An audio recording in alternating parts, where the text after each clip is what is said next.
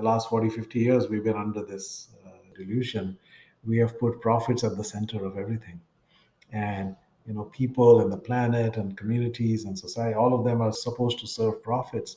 So we've gotten it backwards. We need to put people, the flourishing of people, at the center of everything that we do. And of course, that includes the flourishing of the planet and the flourishing of communities. And then profit has to serve that. I think that's the world that we are moving towards. But I think the current experience the last few years has accelerated that shift.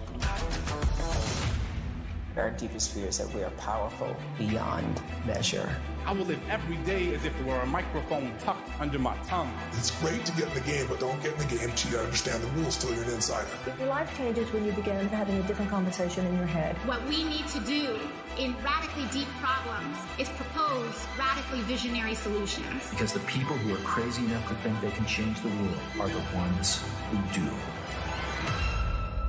Greetings, everyone. My name is Julie Masters, and you are listening to another episode of Inside Influence, in which I delve into the minds of some of the world's most fascinating influencers or experts in influence to get to the bottom of what it really takes to own your voice and then amplify it to drive an industry, a conversation, a movement, or a nation.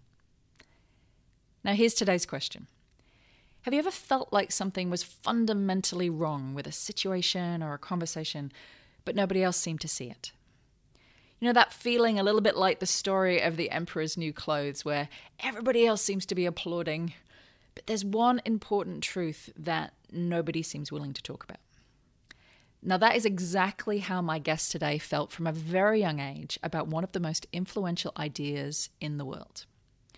Now, this idea dictates how we structure our nations, our organizations, and communities, the wealth and the power available to solve some of our biggest problems, and, at its most grassroots level, the price of a loaf of bread. And that one idea is capitalism. According to the dictionary, capitalism is defined as an economic and political system in which a country's trade and industry are controlled by private owners for profit.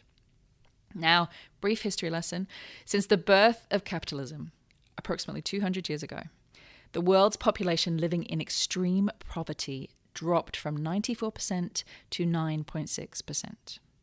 Between 1990 and 2015 alone, free trade enabled 1.25 billion people around the world to escape extreme poverty.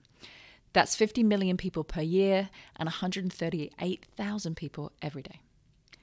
Yet what comes with this idea, the flip side to the capitalist coin, has been argued to be the diminishment of people and the planet into assets to be bought, mined, and then discarded.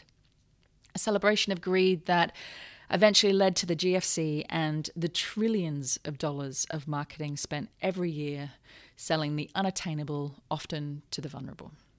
To put it lightly, it's a fairly powerful idea. Raj Sisodia was a young man growing up in India when he first came across the impact and the idea of capitalism. And he came to the conclusion that there had to be a better way of doing business than just surviving to chase money. That capitalism still has the potential to be one of the greatest ideas that we've ever had, but first it needed a complete overhaul. One that puts people at the center of all decision-making, that makes the primary purpose of business to heal rather than to harm, and one that, as it eventually turned out, when put into practice, leads to companies outperforming the S&P 500 index by up to 14 to 1. That idea is conscious capitalism. Raj is a founding member of the worldwide conscious capitalism movement.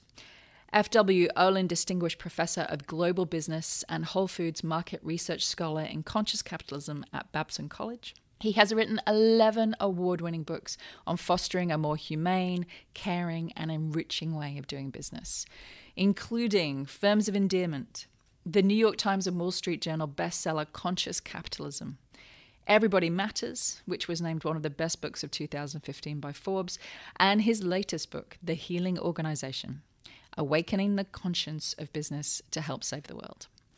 His work has also been featured in the Wall Street Journal, the New York Times, Fortune, Financial Times, Washington Post, CNBC, and so many more. I was actually first introduced to Raj through Bob Chapman, CEO of Barry Waymiller, previous guest on this podcast and Raj's co-author and the focus of the book, Everybody Matters. You're going to hear Bob's name come up many times during our discussion, particularly as somebody whose business practices and personal leadership practices completely embody both conscious capitalism and the healing organization. In this conversation, Raj and I dive into the role of the healing leader post-COVID, including why the virtual workplace may just be the catalyst needed for a new era of business. Why part of moving forward consciously as organizations and as leaders involves first going backwards, shining a light on the aspects of ourselves and our teams that remain frozen and afraid. The power of space, and I feel like this one is coming up in every conversation at the moment, to reassess what's working, what's not, and to replenish your energy so that you can double down where it counts. Why capitalism can still be the greatest idea we've ever had, and what needs to change in order to move forward.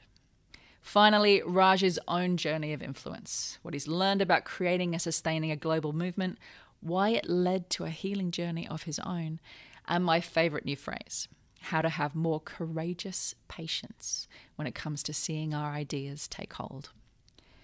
On a personal note, this conversation honestly went nowhere I expected. I arrived literally with 2 pages of notes and questions about the future of capitalism, and I left with a deep appreciation for the humility, grace, and courage of Raj himself. You know, in any journey of influence, at some point, you're going to face your words head on. If you teach patience, you're going to hit the places where you have none. If you teach courage, you're going to find those moments where yours disappears. And if you talk about healing organizations, eventually you will need to face a healing journey of your own. Raj is a human being that has had the courage to do both.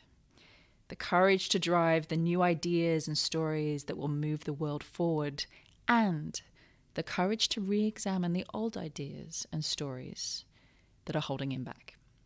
Now that is real influence. So, enough from me. Time to sit back, stride out, cycle on, and enjoy the visionary wisdom of the man himself, the incredible Raj Sisodia.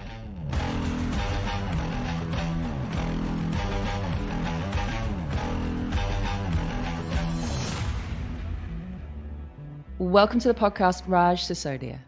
Thank you, Julie. Delighted to be with you across all the oceans and across all the time zones.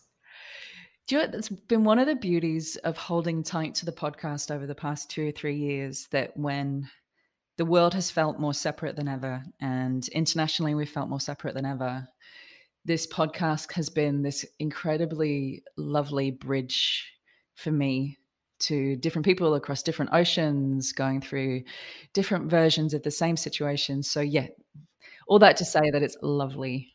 It's lovely to have you here today.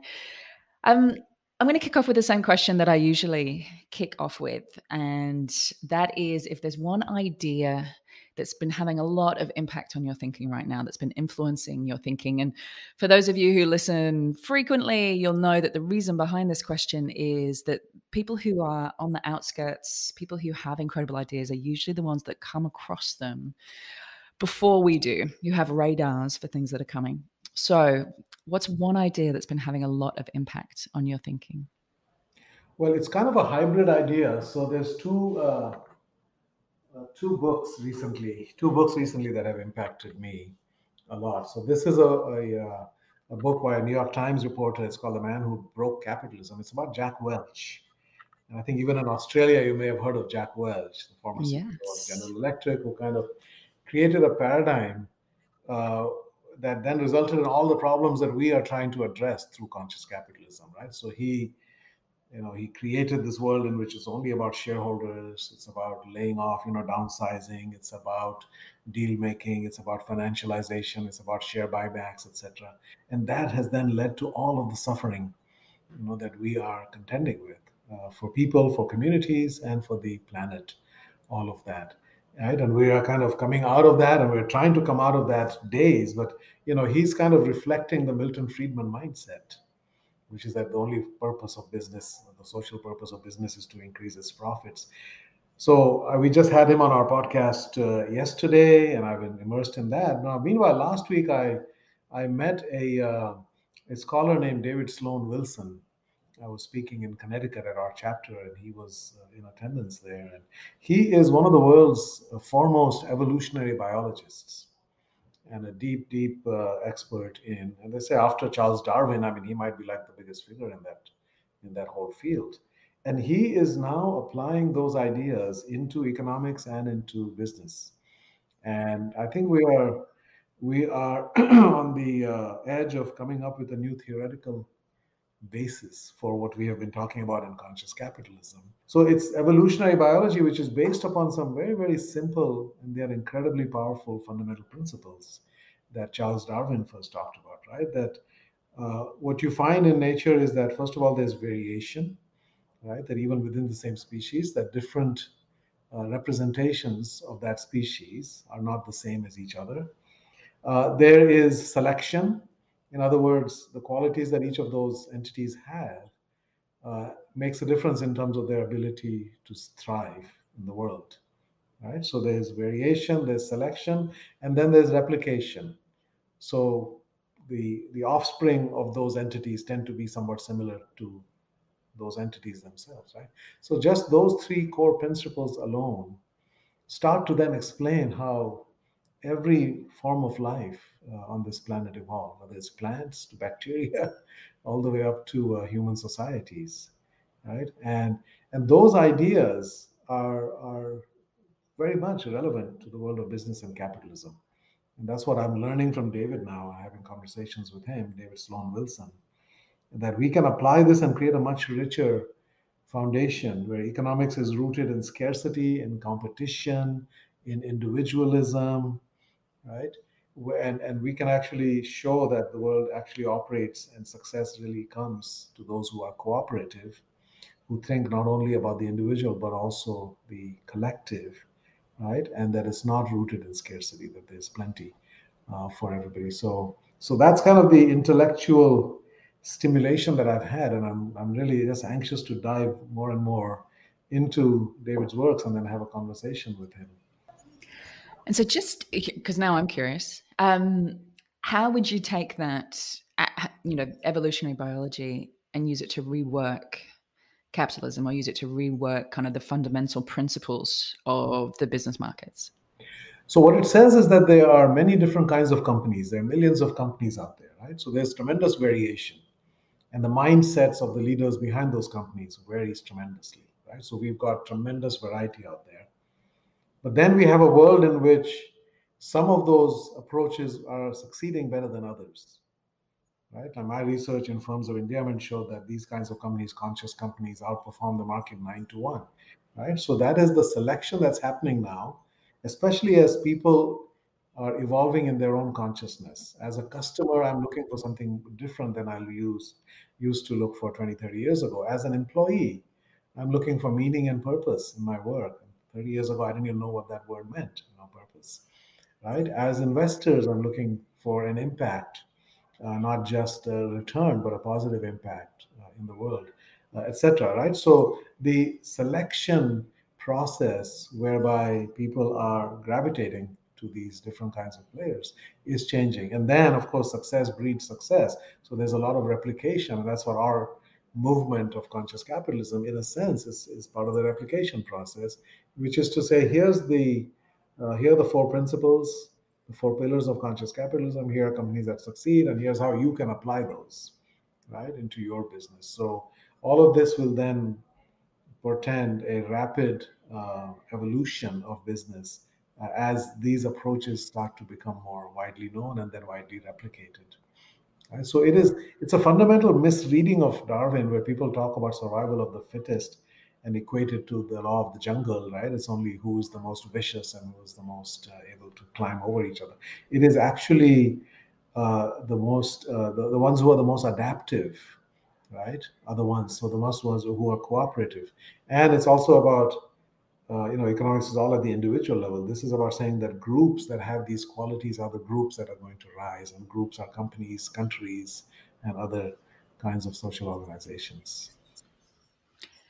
That's fascinating, especially that part about the natural selection, that natural selection is moving towards naturally selecting companies and organizations and leaders as well that fit with a different set of criteria now, who are purpose-driven, impact-driven, collaborative.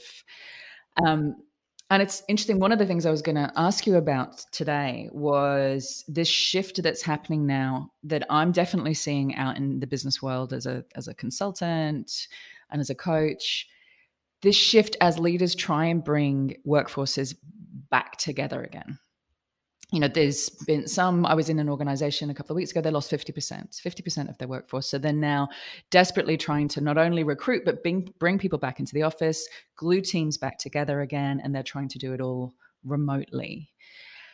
Do you feel like this situation over the past couple of years and what's happening now, what leaders are facing now is actually fueling this shift that you're talking about? Because it feels like the perfect time for this.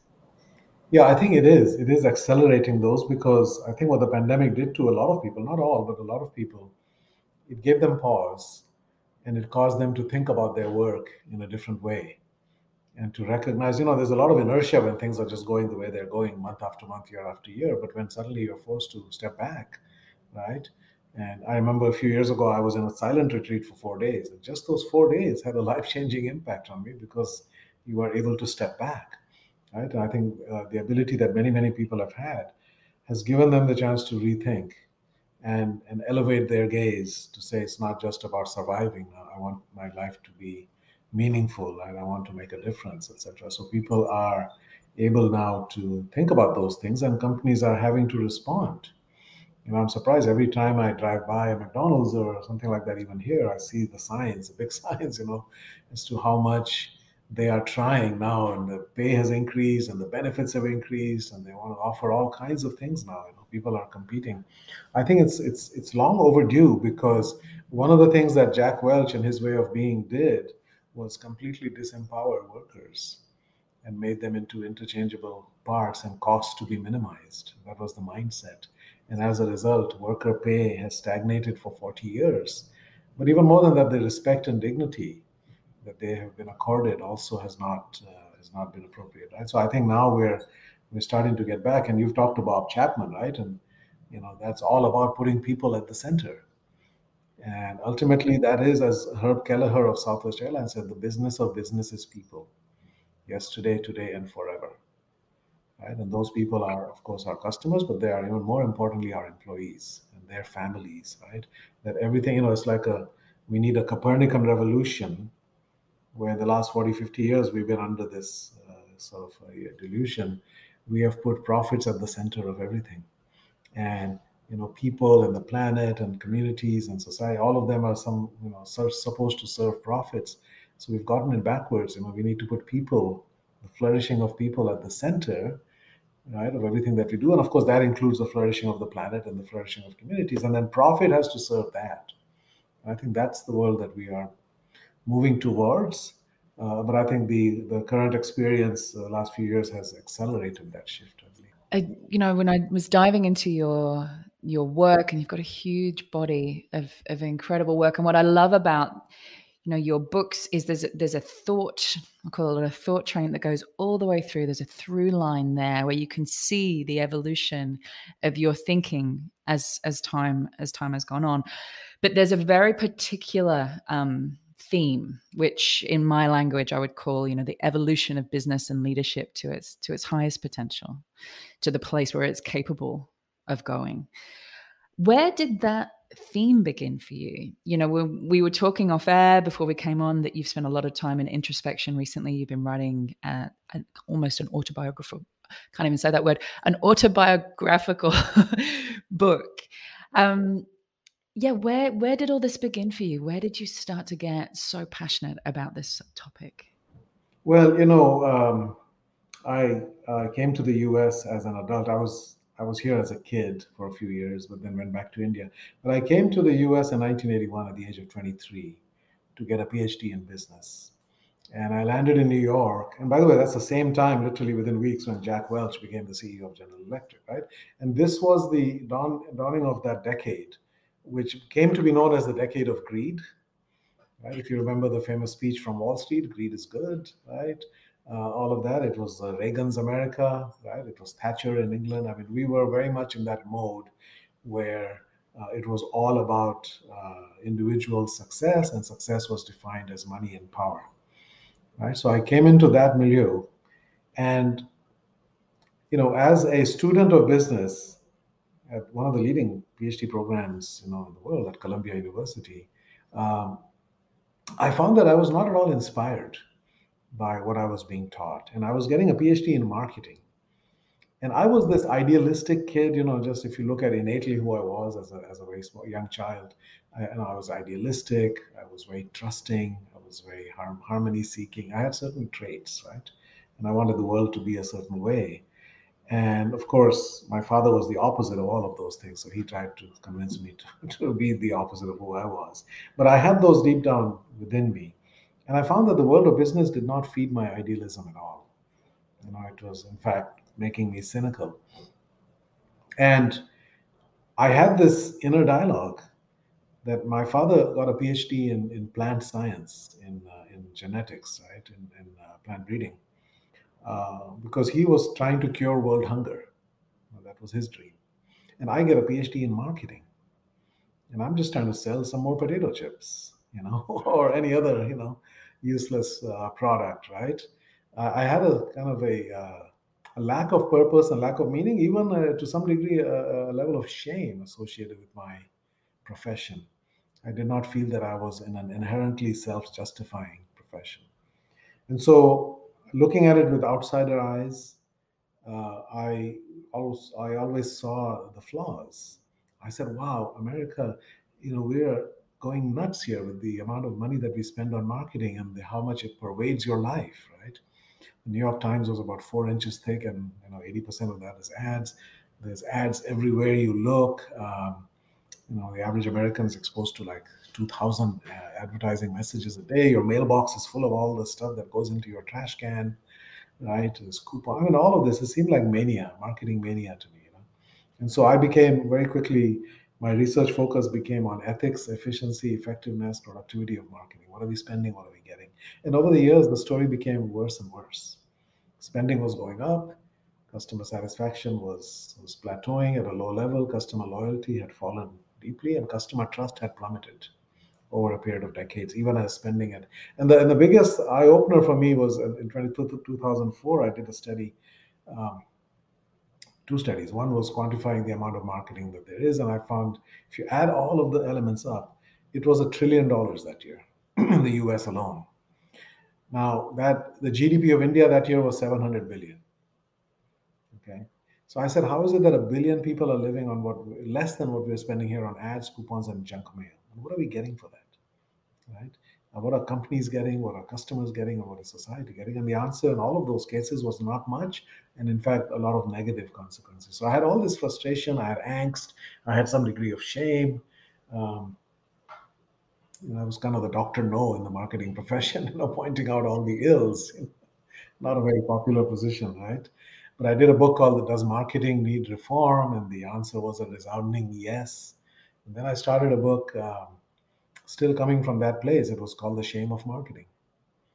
And it was really my shame. It was not, that I was feeling about it, but I was going to talk about all the ways in which marketing does bad things, like using women's bodies to sell products.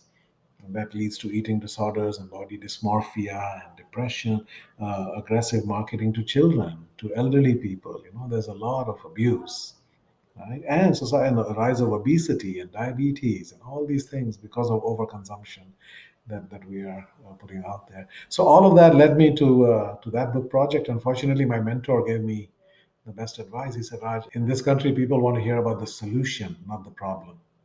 And that simple insight was profound for me because I said, wow, I've been looking at the problem. I've been writing about the problem for 10 years now. So I just turned it around. I called it In Search of Marketing Excellence. I said, companies spend a ton of money and get lousy outcomes. Which are the companies that are doing the opposite? Customers love them and they're not spending a lot of money on marketing. And that's how I started to find examples of companies like Whole Foods, which was spending 90% less than the industry average and yet had fanatic customer loyalty. Right? And I said, wow, well, how does that happen? How are you managing the marketing function? Well, they don't have a marketing function. They didn't have a chief marketing officer. They didn't have an ad agency. Very little money that they spent was spent at the store level. And most of that had to do with their community outreach. So I found that it wasn't just the customers, it was the employees that were also loyal and trusting and loved working there. I found about 6 companies that fit that mold. And I found that there were certain characteristics. And that's how I discovered the principles of conscious capitalism, that they are stakeholder oriented. They care about all of the stakeholders, not just investors or customers, but employees, their families, communities, suppliers. And then what held everybody together was this shared purpose and common values that everybody associated with Whole Foods believes in how food impacts your health and also the health of the food system and the planet, right? It's all connected. Customers believe in that, employees believe in that, suppliers, investors, right? So there was shared purpose and values that aligned everybody, and then kind of there was the glue that held them together. And then the leaders were different. They cared about the people and the purpose. They weren't just about power and money. And the cultures, people actually look forward to going to work. They don't say, thank God it's Friday. When can I get out of here? They actually find their work to be meaningful and enjoyable. So I discovered those things. And then I remember the distinct moment when I was writing some of the stories of these companies. And I was so deeply moved by that, what they were doing for their employees or their families or community, that I literally had tears in my eyes while I was trying to write. And I was at a writing retreat in Pennsylvania here. And I said to my co author, David, I said, David, I've never had tears of joy connected to my work. I have often experienced frustration and anger and other emotions, but not joy. And I think my body is trying to tell me something, that this really matters, right? That as I said, I've never been inspired in my MBA program or in my PhD program, right? The story of business was not, to me, an inspiring one until that point. And now suddenly I said, wow, I had no idea such deep humanity can exist inside a for-profit, publicly traded company. And then, of course, when we did the financial analysis, that was icing on the cake. We found that these companies outperformed 9-to-1 over a 10-year period. As now it became an incredibly compelling case. Like, why would you not do business in a way that benefits everyone and results in more financial success? Like, how could you justify any other way? So I was on fire with that. And I had a vision for what I was calling the Institute for New Capitalism. And that's how I met John Mackey, the CEO of Whole Foods, who read the book, loved it, invited me to spend a day with him. And at the end of the day, I shared my vision. And he said, that's my vision as well, but I like the phrase conscious capitalism. So that's how we started the movement. But from that day on, my whole focus shifted. I was now aligned with who I was and how that uh, related to my purpose now, which I define as my purpose is to bring heart healing, soul, and courage to business and leadership so that we can build a better world that works for everybody. Right? And that's what I've been living since 2007 now. And I'll just fast forward to 2018. So that year I was writing the Healing Organization. And as you said, there's now a trajectory from Forms of Endearment to Conscious Capitalism, and then Everybody Matters. Shakti Leadership, which is about the masculine, feminine integration. The Field Guide, and then the Healing Organization, which is kind of the ultimate expression of this energy. And I was writing that book, and 4 women friends of mine told me, you're writing about healing, but what about your own healing? Have you done work on yourself? And I said, I don't have time for that. I have a book deadline. Those pivotal moments in life where, if you're lucky, that kind of message comes in, and then you hear yourself say, I don't have time for that. And there's that bell ringing where you think, I don't have time to do one of the most fundamental things that we're here to do. And again, if you're lucky, that's enough of an alarm bell. You don't require the rest of the kicks up the butt that come after that. And so fortunately, I listened to them because, it was true. I would finish one book and immediately have another one lined up, and I'm traveling constantly, and I just no time really to reflect. And so I took 5 months off, delayed the book. I said yes to a Himalayan journey with the Shakti, a spiritual journey with the Shakti group up on the India-Tibet border, a deeply Buddhist region. I said yes to a silent retreat with Peter Senge and David Cooperrider and others in upstate New York, in a place called Peace Village, which was incredible. I also worked with a coach for the first time, and I said yes to Lynn Twist in the Pachamama Alliance. She called me and said, "You need to come on this trip. You're going to learn more about healing in 10 days in the rainforest with shamans than you will in years of research." So I had all those experiences, and they were profound. And my coach, after I told her the trajectory of my life and where I come from, this very feudal subculture in India, the warrior caste, a tough relationship with my father, you know, and a wonderful relationship with my mother. And my parents are the polar opposites, right? She's pure unconditional love. My father is not, right? And he's all about do my way or the highway. And when I talked about all of that with her, and she said, "Do you realize that you spent 45 years of your life trying to impress your father, right, by doing the kinds of things that he valued, right? But then you've spent the last 15 years honoring your mother with your work. Because everything you've brought with all these books, related to forms of endearment consciousness, this is all her energy. This is bringing love, compassion, caring, inclusiveness, forgiveness, empathy into business and leadership." And so that was really a profound gift for me, to actually recognize that indeed I had been bringing, and I am more like my mother, right? But like many of us, you take your mother for granted, and you take that mother energy for granted, and you think what's needed in the world is more of the, aggressive, dominating, winning at all costs energy. And so that was a profoundly impactful thing. And then she said, "Does your mother know that?" And I said, "Well, I didn't know it 5 minutes ago. So how would she know that?" And she said, "You need to tell her that." And I said, "Oh, we don't talk like that in my family. We talk about the weather, and we talk about how are your knees feeling, and all of that." She said, "No, you need to call her." I said, "Well, my dad always picks up and he puts it on speaker. And if I say these things, he's going to say, 'What's wrong with him? Why is he talking like that?'" She said, "No, I don't care. You must call her." I said, "Well, I'm going to India in 3 weeks. I'll tell her in person." She said, "Your mom is 82. You don't know what happens in 3 weeks. You need to call her." So fortunately, I listened and I called her, and it turned into the most healing conversation of my life. And I think for her as well, because as soon as I said, "Mummy, everything I've done that people have cared about and has made a difference in the world is because of what I learned from you and what you showed us." And she just started crying. She said, "Raj, I am nothing. I am nothing." And I said, "No, you're everything. The world has enough of what my father offers, right, in terms of way of being." But this was so, she was, it was healing for her as well, because she had this sense of herself as less than, because my father is this brilliant gold medal winning scientist, and she's only educated till the 8th grade and doesn't speak English. It's a very simple, innocent soul, but pure love. In 62 years, never raised her voice to me, never, all she did was love us and take care of us, and that was an incredible gift. So it was a profound, healing moment for me. Fortunately, I recorded that conversation, so I can, because both my parents died a year later, in 2019. So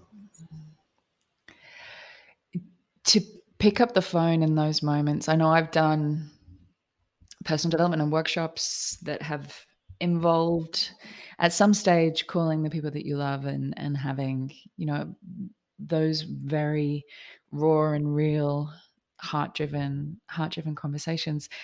And it's the truth that if you don't pick up the phone in those moments, you don't, something happens, life moves on, it doesn't feel right anymore, you're not in that energy anymore. So to take action in those moments can end up in some of the most healing, beautiful, and unifying conversations of your life.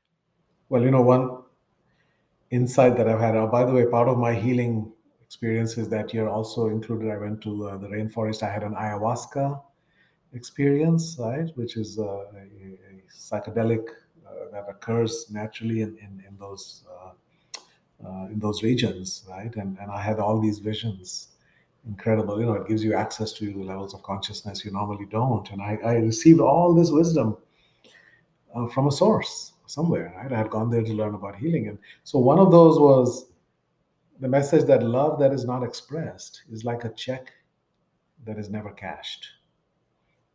It doesn't do any good for anybody, right? You could be sitting on $1 million check, right? But unless you cash it, what good is it to you or to the giver, right? To the receiver or the giver, right? So I have come to say, yeah, if I hadn't had that conversation with my mom, I can't imagine, I don't know how different it would have felt. And I had these other visions, the centerpiece. Well, I'll tell you two more. So one was I saw a long line of people standing under the hot sun, like thousands of them. And at the end of the line was a tiny little woman, and all these people are waiting to get a hug from her. And she's a real person, actually. She's Amma, which means mother. She's the hugging saint from India. She travels the world and just gives people hugs. Now, people get a hug and then they walk away in tears. Why? Because they experienced unconditional love. For many of them, for the first time in their life, right? Through that hug that she gives. There's some power in that. Now, the message I got as I was being shown this from above in my mind, the message was that all these people who are standing in line, they could be hugging each other. That they have what they are looking for. You don't need to go somewhere else and find it. That we humans have it for each other. We have what it takes for us to heal, right? For each other and for ourselves, right? So that was one message. We are the cause of our suffering, and we are also the cure for it, right? For each other. All the suffering in this world is caused by humans towards other humans and towards other life forms. So we are also the source of healing for that. And then the biggest part of that night for me, it was an incredible setting. We were on the banks of a river. It was a lunar eclipse night. We were lying on banana leaves.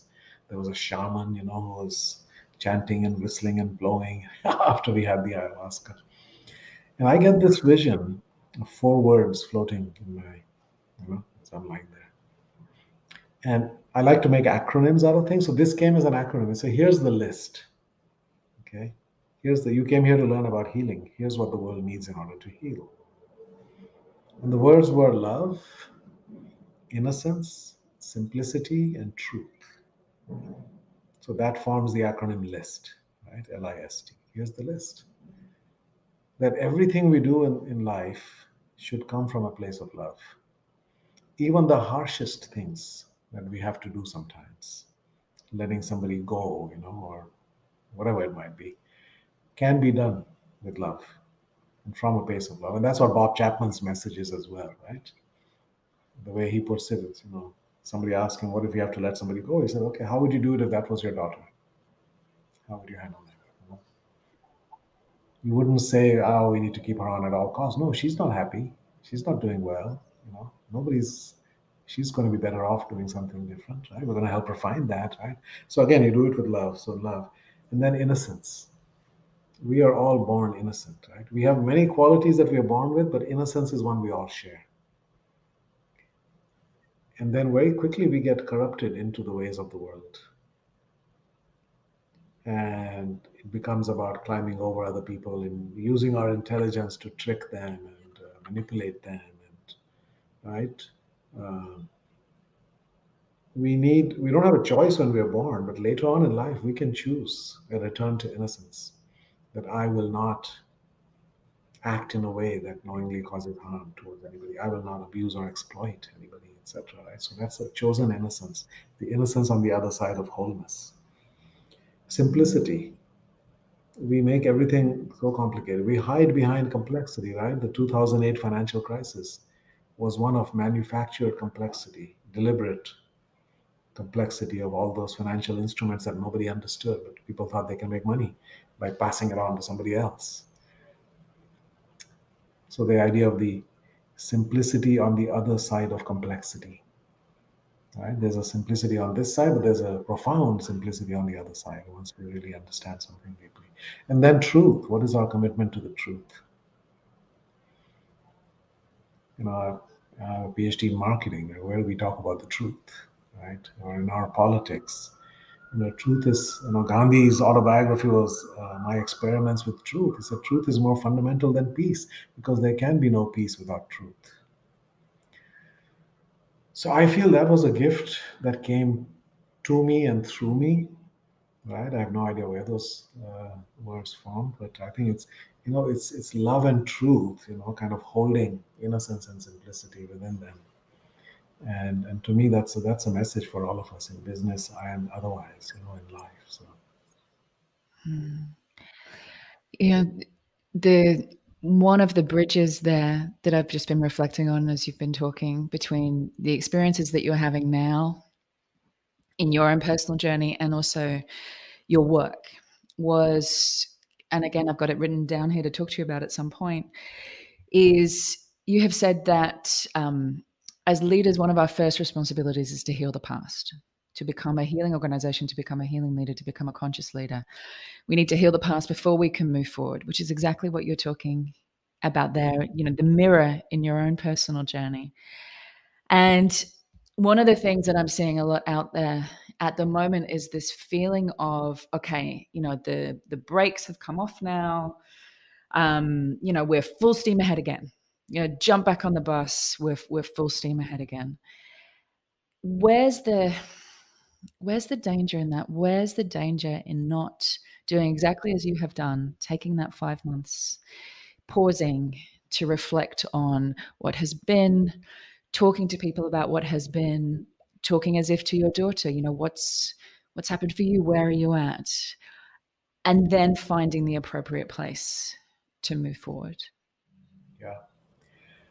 I think there is a danger there if we don't utilize this moment for the gift that it offers. If we are anxious to return to business as usual, that will be a great tragedy in a way, because the old normal cannot be the new normal. We don't want to return to December of 2019, right? And say, okay, let's pick up where we left off. We have to learn and internalize and then build on the lessons of this time. That people are ultimately what matters. We are all connected. We are all uniquely vulnerable. We have survived, hopefully. I mean, we're still in it, but we're hopefully surviving this particular pandemic, but there will be others to come. We all face the greatest pandemic there is, which is climate change. We discovered in ourselves the ability to act rapidly and pivot and accomplish things in weeks that we thought would take months or years, right? Now we need to apply that same learning and that energy towards addressing the biggest challenge we face, the existential threat that we face on climate change and also species extinction and all the other related things, right? So we have to use all of that. And that's really the focus of my work now, is to work with leaders and get them to slow down and to reflect and to look inward and to understand what needs to heal within, right? Because I believe, as I said, we all are living with post-traumatic stress injury, and we need to heal from that. And so making time for getting to slow down in order to speed up. Because, yeah, there is a sense of urgency. We've got, this is the decade of determination, as they say. If we don't do the right things by 2030, it probably is going to be too late to reverse or to slow down some of those mega changes. So but in order to do that, we still have to step back and and slow down and internalize those lessons, and then we can move. How important is space in that equation? That's been something I've been thinking about a lot recently. Can you do everything that you've just discussed? Can you pause, reflect, take time, process everything that's happened while still being in motion? Or does it require space? Does it require a deliberate pressing of pause? I do believe it does. You can try to squeeze it in here and there and set aside an hour and or a few hours or a couple of days here and there. But I do believe that it benefits from that sustained amount of time and conscious attention to these things. Working with a coach, for example, right? Taking time off to be in nature, be with yourself in silence. I mean, silence is such a profound experience, especially if you can do it with a group of other people who are also going through silence. There's something magical that happens there. In those 4 days, I had 45 pages of notes that it was just downloads coming to me, thoughts, and my life kind of making sense. in a way that I would never have had if I didn't make that time for myself. So I think this is one of the most important things, self-care for leaders, focusing on your own growth, becoming what we call a self-cleaning oven, periodically taking time, right, to look at yourself and get the help we need, coaches and others. As we say, you are your most important stakeholder as a leader. All of us, doesn't matter if you're a leader or not, right? And you have to evolve yourself and heal yourself and work on yourself continuously. Otherwise, you will not have the impact, positive impact on other people. You can't, because you will be reactive. As Carl Jung said, until you make the unconscious conscious, it will rule your life and you will call it fate. And this is all about doing that, right? Understanding what are in my case, what are those traumas? What are those wounds? The father wound that I have, which is pretty profound. What are the wounds? I have talked about 4 kinds of trauma. So there's personal trauma, there's family traumas, things that happen in your extended family. There's ancestral trauma, things that happened in your lineage. And most people in this country, either they come from slaves or they come from slave owners. So there's trauma in the psyche, right? And that is passed on through epigenetics until you resolve it. We still are acting based upon those traumas, right? And then, of course, there's the collective trauma in the world, the pandemic and Ukraine and so forth. So we have to face these things and try to figure out, how to make sense of them and how to not be triggered by them, right? Not be reactive. The whole thing is when you don't process these things, we end up in a very reactive place. Things happen and we react. And sometimes we don't even understand our own reactions because it's coming from some deeply seated, thing, and it's an amygdala hijack. It's because of something your father said to you when you were 8 or whatever, or your mother. It could be the mother wound can be even more profound. So life is difficult unless we do that self-cleaning with help. I woke up to an email from Brene Brown. I think it was yesterday. Not a personal email from Brene Brown, but a mass email from Brene Brown. And it was so interesting because it was everything that was on my mind. It was like she'd taken a snapshot of my brain, the thing that I hadn't wanted, the conversation that I hadn't wanted to have out loud, and she was having it. She was having it out loud with the courage and the articulation that she has. And she said exactly what you're saying now. She said, we all need to process. I am noticing that the space between stimulus and my response has shortened to basically nothing. And for that reason, we are pressing pause for 4 months as an organization. Everybody is getting 4 weeks paid leave on top of their usual leave. And I'm taking some time out, and it will be silence from us going forward because I need to take this space to process. And then we can come back having clear purpose again, being re-energized again, but also having taken everything that happened and put it into some kind of order so that we can use it, as opposed to, just shoving it down, keeping moving. And it occurred to me the courage that it takes as a leader, as a conscious leader, to voice your own story amongst the rest of the information, which is exactly what you're doing now, which is exactly what she has done and is doing so beautifully. And how hard that is for us as leaders to do, because you are seen as the one that needs to be the captain of the ship, the one that nothing touches, the invulnerable, the person who has the direction always in mind, that keeps moving, gives energy to the rest of the troops. And I think that there's a real space now for leaders to start telling their stories of, actually, no, this period of time was really hard. It was hard for all of us. And here's a particular moment that broke my heart, and I'm still working through that. Do you see many good examples of that happening at the moment? Yeah, no, I think that's an incredibly important thing. A leader is not, a godlike figure with all the answers, right? Leader is another human being who has taken on the awesome responsibility of stewarding the lives, that are in the organization. And it's not an easy thing to do. But as we say, vulnerability is not a liability, it's an ability. And if you as a leader, it's right in the word, right? It's vulnerability. As a leader, if you can model that, what I say is that there are two things that are locked away in the corporate closet.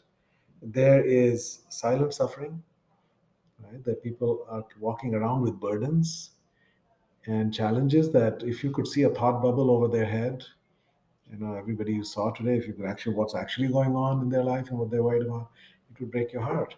So silent suffering, and there's unexpressed love and care.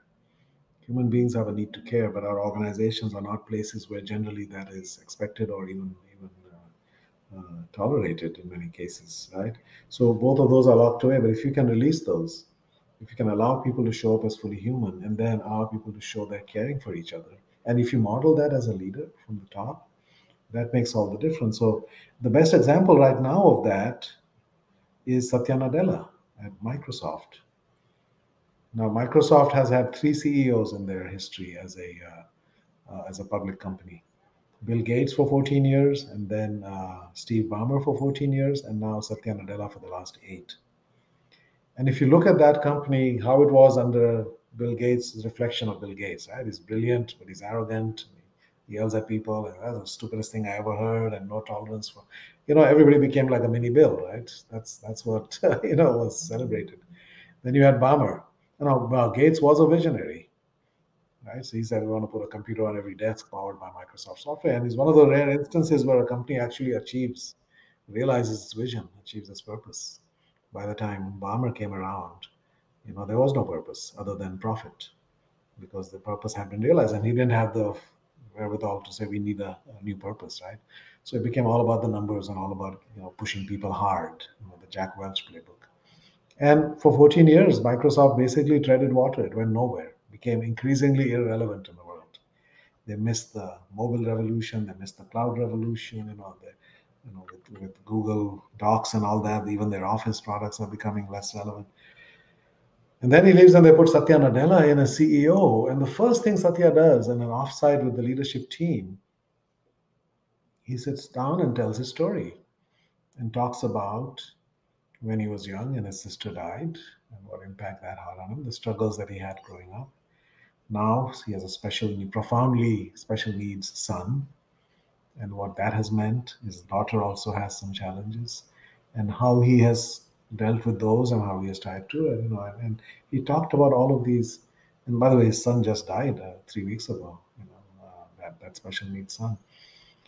But he opened himself up at a human level in a way that had never been done in Microsoft. And then all the other leaders started sharing their own journeys and challenges and pain points and all of that, and it just created a whole different ethos there. And this company now, he's created a new culture there, a culture of empathy for each other and for our customers, and understand what their life is about and how we can help them. A new purpose that they've articulated that now makes them important and relevant again. A growth mindset, right? Which is not about, in the past, they were all the experts and everybody sort of sat on their expertise, like, this is what I know and this is what I get. But now it's about what can I learn? How can I evolve? His mantra is very simple. As a leader, you have to model, you have to coach, and you have to care. Model the behavior you want to see, coach other people to help them get there, and most importantly, care for people as human beings.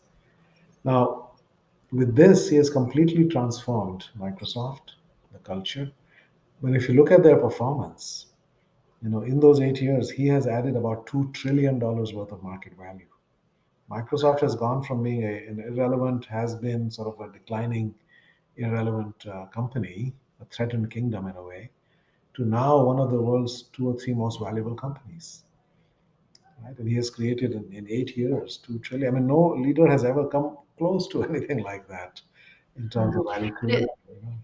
But it makes perfect sense, right? If you look at Maslow's hierarchy of needs, once we have safety, security, a sense of care around us, then we can move our way into the parts of our brain that can be innovative, come up with incredible new solutions.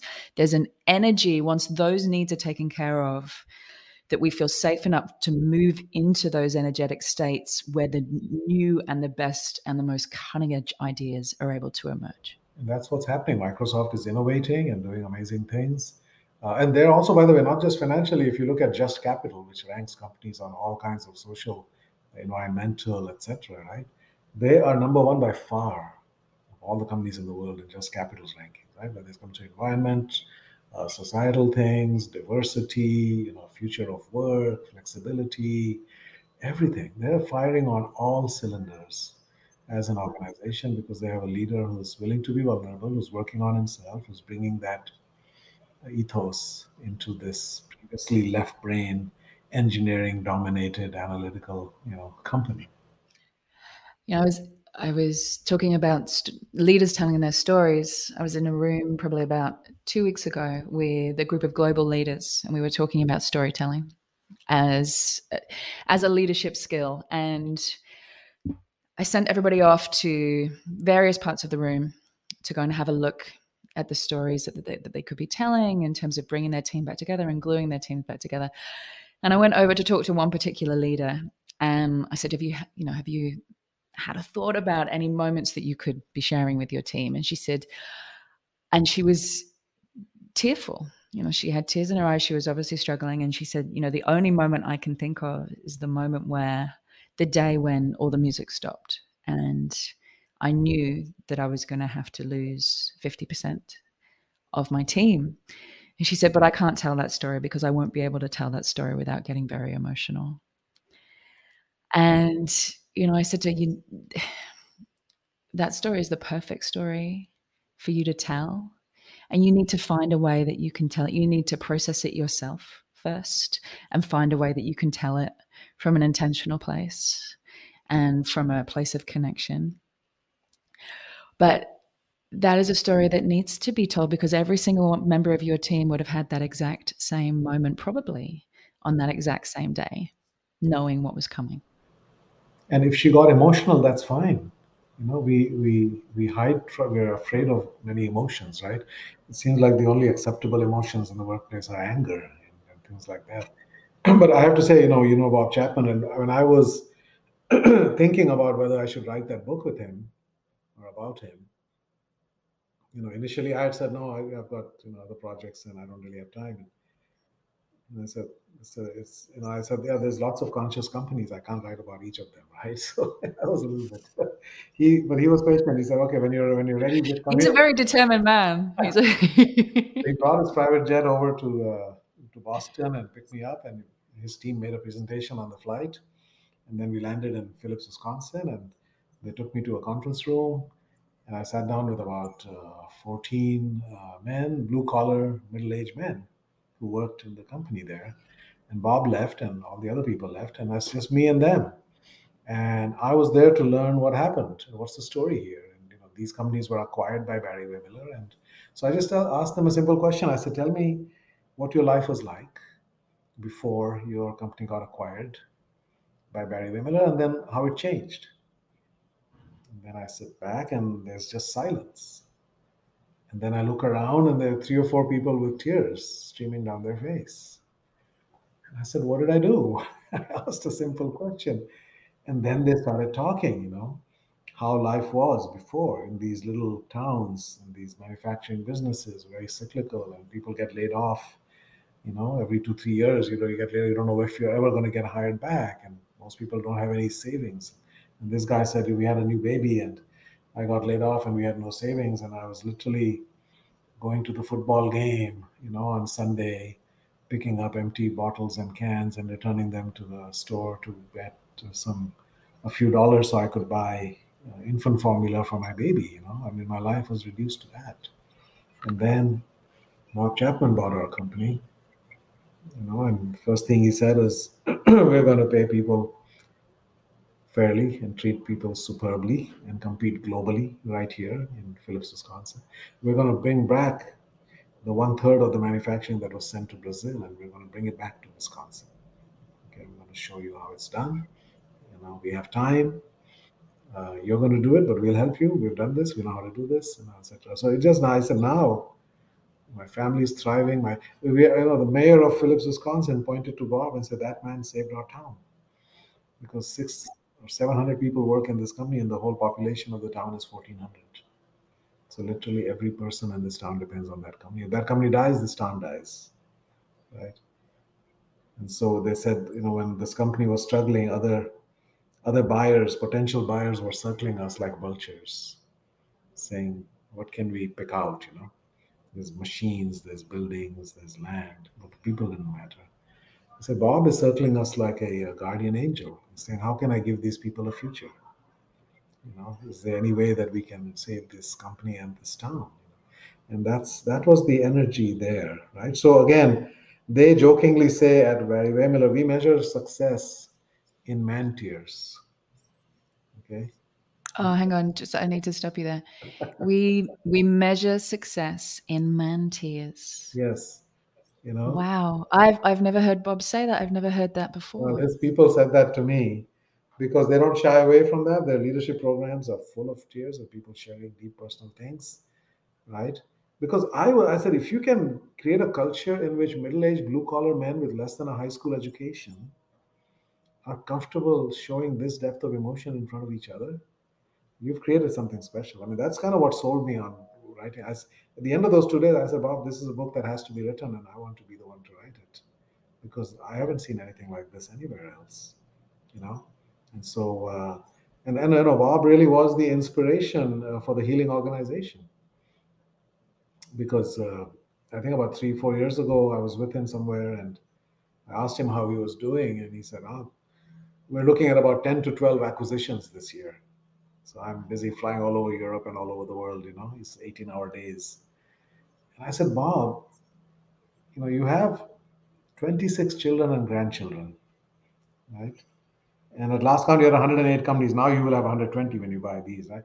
I said, when the number of companies far exceeds the number of children and grandchildren, maybe you have enough. I know that you don't need the money. You've got 2 jets and you've got 8 homes and you've got all the things. Why aren't you just enjoying your life? Why do you need the hassle? And he says to me, Raj, I don't know how much time I have left. And on my deathbed, I will not be proud of the machines we built or the money we made. I will be proud of the lives we touched. And before I'm gone, I want to touch as many lives as possible. And I said, Bob, you're not growing a business. You're spreading a healing ministry.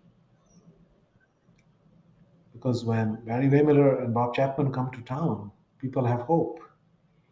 People feel they have a future. Their children have a future. And I said, this is, you're spreading healing in the world. It's like a ministry. So that idea then expanded into, what if that is, in fact, the underlying purpose of business is to heal.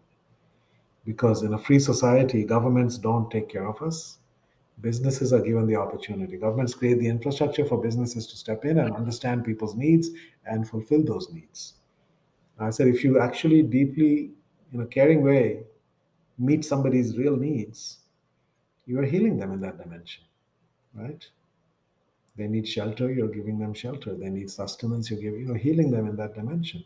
So if you do business with that energy, I'm here to express myself and serve others, care for others. That's the purpose of our life.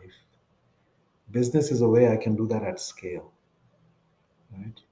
It fundamentally becomes about healing. But if I think of business as I'm going to use people to make money for myself and accumulate power for myself, then I'm going to create suffering. Same business, same products, same services, same people. Now it's a place of suffering. Why? Because as a leader, I've thought of it that way, right? And it becomes exploitative. So I think that fundamentally to me is the message. Business is, the default human purpose is to give and to grow, as Richard Leider says. That's the default business purpose as well. How much can we give? How much can we care? Right? And can we scale that? Right? And how do we grow? This is now an obligation to grow, not a compulsion to grow. Bob Chapman feels a sense of urgency and an obligation to get on that plane and buy some more companies because, there's an urgency. There are people who need saving and helping. Other companies have a compulsion to grow. I've got 18 billion, but That only makes me number 32 on the Forbes list, One of the things I wanted to ask you, probably might give me my last question today, is that you've spent an entire career driving a conversation that, is so apparent that you're deeply passionate about, and every touch point that people can connect in with your work. What have you learned about that process? What have you learned about getting an idea out there into the world and then trying to spread it at scale, which is essentially what you've been doing? Has that journey given you any lessons that somebody else potentially who's out there that feels the same burning passion and desire that you feel and wants to get their ideas out there can start to put into motion? Well, I think in my case, it was finding the right partners. I had that idea and I was meeting some CEOs here in Boston and went nowhere. They said, capitalism, what are you talking about capitalism? Why don't you just work with one company and, just help them improve a little bit, People weren't seeing a bigger picture. It was only when I met John Mackey that I found the right partner with, as the founder and CEO of one of the iconic companies in America, Whole Foods Market. He had a very, very visible position in the world and role in the world and identity. And so finding the right partner, number one, and secondly, then deciding to create a movement or try to create a movement around it, right? So after I met John and I shared my vision for the Institute for New Capitalism, and we decided we were going to try to launch Conscious Capitalism. We had a retreat at his ranch, and then we had our first conference. And then we decided to create a nonprofit and try to then formally spread this idea, as a movement. So it took years. For many years it was barely noticed. But then, if you fast forward to 2019, suddenly it's like we've reached our Berlin Wall moment, a tipping point. That now what seemed to people ludicrous becomes obvious. Yeah, of course you have to think about stakeholders. Of course you need to have a purpose in your life. You can't just make it about money. What kind of a life is that, right? But yet that's the delusion we were living under until then. So I think very rapidly now there's a paradigm shift that is happening, but it took years. And we were not the only such movement out there. There's other, there's inclusive capitalism, and there's B Corps and BTM. People are doing good work which is related to this, but it's all come to a head. And so I think it calls for what another phrase I learned from Barry Wimler: courageous patience. You want to see it all happen overnight, right? But if anything significant takes time, you don't plant an oak tree and then tug on it every day saying, "Why aren't you grown already?" You give it the time and the perseverance. If you truly believe in it, stay true to that. I traveled all over the world and to help set up these chapters, and I was 80, 90, 100 talks a year, for many years, doing my part and then writing these books. I said all of us were doing our parts, because we believed in it so passionately, but also it nurtured us and it mattered to us so much. This was the most meaningful thing in my life, this work, and I saw the impact it had. And then it was basically a matter of connecting these islands to each other, right? Because you'd have a group in Sao Paulo and you'd have a group in in Sydney and so forth, and they're all hearing the same tune, and everybody says, "I found my tribe, I've come home," and that's really, I think, the power of this, because there are a lot of people who have felt out of place. And Amy Powell, my Australian, who actually used to live in Sydney, she came across Funds of Endearment at a very low point in her life. Her marriage was falling apart, her business was falling apart, everything was, she didn't know what she was going to do. And then she found that book and it gave her a new lease on life and said, wow, I can get behind something like this. And she flew and came to our conference, and then they set up the first international conference chapter of Conscious Capitalism was in Australia, way back, So I think it's a matter of staying true to it if you truly believe in it, and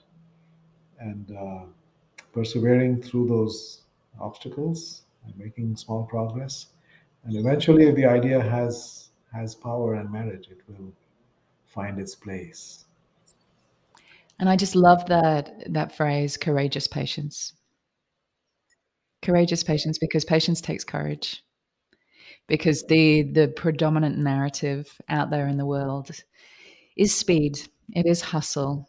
It's if you haven't, made it in a year, 2 years, then it's obviously a failure, and you must start something else. There needs to be trajectory, momentum, and to care deeply enough about something to have courageous patience is I think almost a revolutionary act. Mm-hmm. Yeah, in our world it is. Yeah. Finally, for any leaders out there who are coming, teams are coming back together, organizations are coming back together, trying to tentatively take next steps and wanting to be healing leaders, wanting to be conscious leaders in this next chapter, whatever that looks like. What's the one piece of guidance or advice that you would want them to know?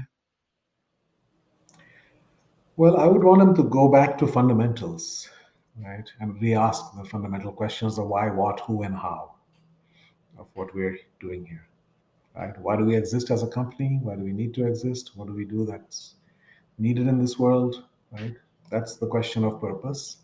And even if you have a purpose, it may be time to revisit that in light of how the world has evolved, right?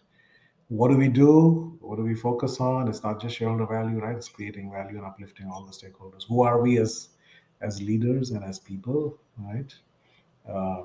And then how does it feel to work around here? So all of those questions, we have different answers that are needed today than in the past. And then if they need guidance, of course, we have the Conscious Capitalism Field Guide, which is tools for transforming the organization. And there's plenty of experts out there that can help with purpose or with stakeholders or leadership or culture. So, but getting started on that journey, it takes commitment from the top. This change does not happen bottom up or middle out. This change requires commitment at the top, which is the CEO, his or her leadership team, and the board of directors, if it's a public company or even if it's a private company. All of them have to be on board, and they have to want to do this for the right reason. This is a very critical point. Our research, my research, and others shows that this way of being does create more value for shareholders in the long run. Right? In my case, it showed dramatically higher value for shareholders. And so a lot of leaders will look at chapter 6 and say, wow, financial results. Wow, that's amazing, right? So we want to do this because it makes more money.